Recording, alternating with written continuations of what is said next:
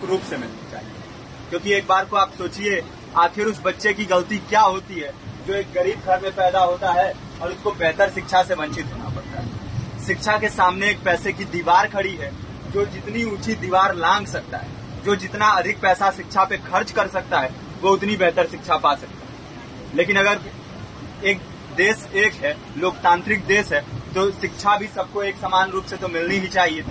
आज परिस्थिति ये है कि एक तरफ तो प्राइवेट स्कूल हैं जो लूट के अड्डे बने हुए हैं, वहां पे आप एडमिशन कराने जाएंगे तो सिर्फ एडमिशन के नाम पे ही आपको 10,000 20,000 रुपए देना होगा।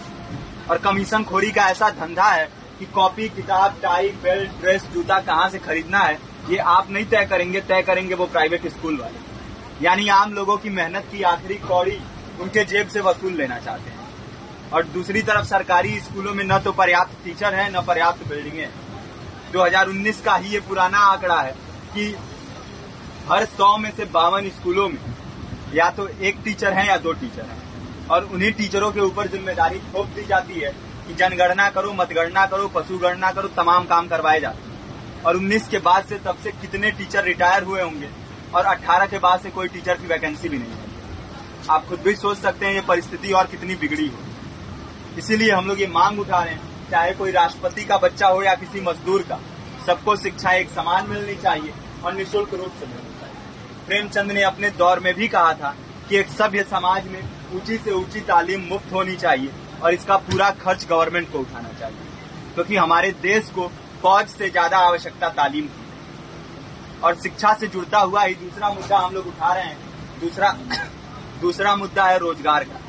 रोजगार की परिस्थिति ये है कि आज सरकारी सेक्टर हो या प्राइवेट, सब कुछ ठेका संविदा के हवाले किया जा रहा है। परमानेंट नौकरियां लगातार घटाई जा रही हैं। इसी रेलवे में 1995 के आसपास लगभग 18.5 लाख कर्मचारी काम करते थे, लेकिन आज उनकी संख्या 12 लाख थी।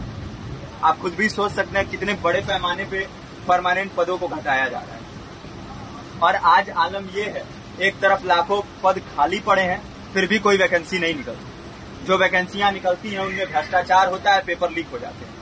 RO, UP police, BPSC, SSC, CGL, ऐसे तमाम पेपर लीक हो चुके हैं, आप लोग भी जानते ही हैं।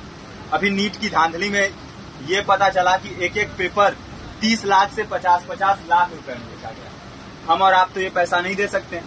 पूरी की पूरी कारस्तानी सरकार, प्रशासन, शिक्षा माफियाओं की होती है। और भुगतता कौन है?